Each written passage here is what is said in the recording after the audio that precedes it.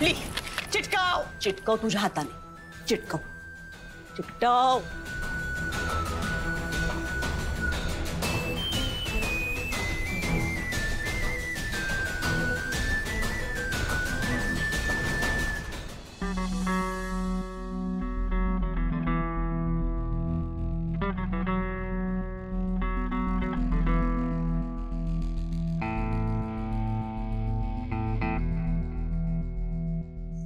इतकी वर्ष लीला असं आयुष्य जगत होती.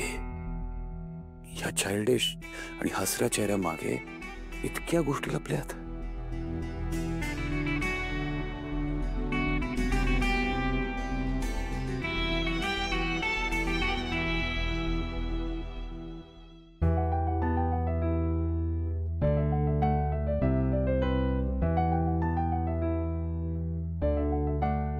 एजे एजे काय एवढा कसला विचार करताय? Nothing serious. तू ठीक आहेस? हो, मला काय झालंय? पण असं का विचारलं? तुला मला काही सांगायचंय. हो, बोल. एजे, तुम्ही रेऊ आणि यशच्या लग्नाची जबाबदारी घेतलीत. माझ्या मनावरचं खूप मोठं ओझं हलकं झालं. Thank you so much.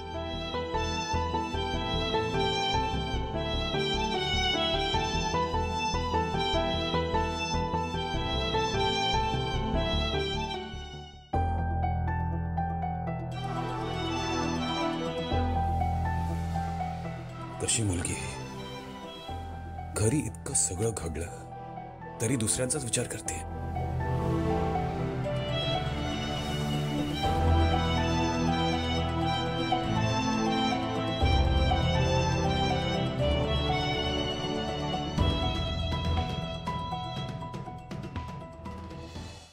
काय बातमी आहे तुमच्या बहिणीच्या लग्नाची?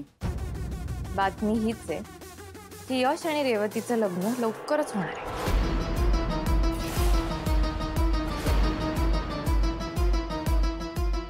म्हणजे जे मोहितेंच्या घरी जाऊन बोलणी करून आले, कसं शक्य आहे हे? आणि मुळात मी इतका अपमान करूनही लीलाचे आई वडील या लग्नाला तयार कसे झाले? अशक्य आहे. या जन्मात तरी तुमचं हे स्वप्न मी पूर्ण होऊ देणार नाहीये. माझ्या यशचं लग्न मी तुमच्या बहिणीशी तर कधीच होऊ देणार नाहीये. एजेंचा या लग्नाला पूर्ण पाठिंबा आहे दुर्गा. त्यामुळे जर तुला हे लग्न होऊ द्यायचं नसेल तर तुला एजेंटच्या विरोधात जावं लागेल. आहे तयारी?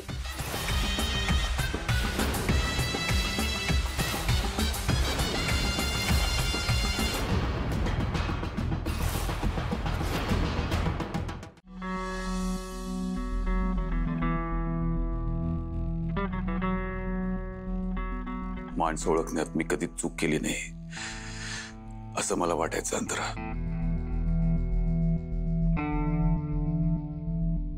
पण लीलाच्या बाबतीत मी चुकलो. I was wrong.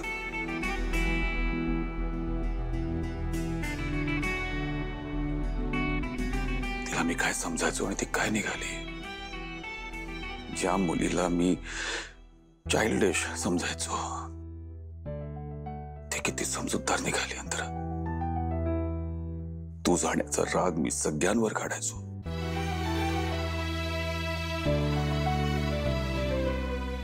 पण लीला, तिने लहानपणापासून एवढं दुःख पाहिलं, एवढा त्रास सहन केला, ते सगळं बाजूला ठेवलं.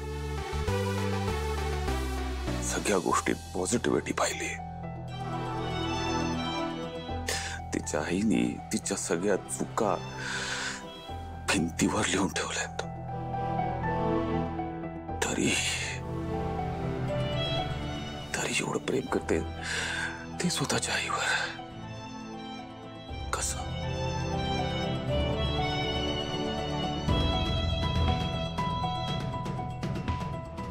आता तूच सांग.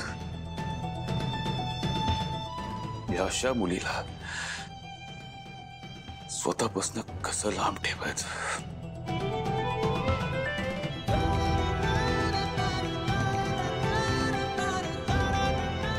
कसा तिचा विचार करणं बंद करायचं तर? एजे, आता काय? मी तुम्हाला सांगू का तुमची चिडचिड का होते ते? हे बघ, मला तुझे लॉजिक ऐकायचे नाहीयेत. एजे ऐका ना. तर मला काय वाटतं माहितीये, तुम्ही ना तुमच्या मनातलं कधीच कोणाबरोबर शेअर करत नाही. तुम्ही तुमच्या भावना कधी व्यक्तच करत नाही. ते सगळ्या आतच ठेवता आणि म्हणून तुमची घुसमट होते. सगळं तुम्हाला आतल्या आत खायला लागतं आणि म्हणून होते चिडचिड.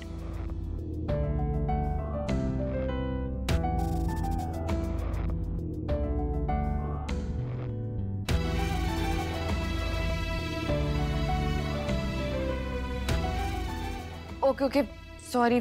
तुम्ही करा विचार, मी झोपते. Good night.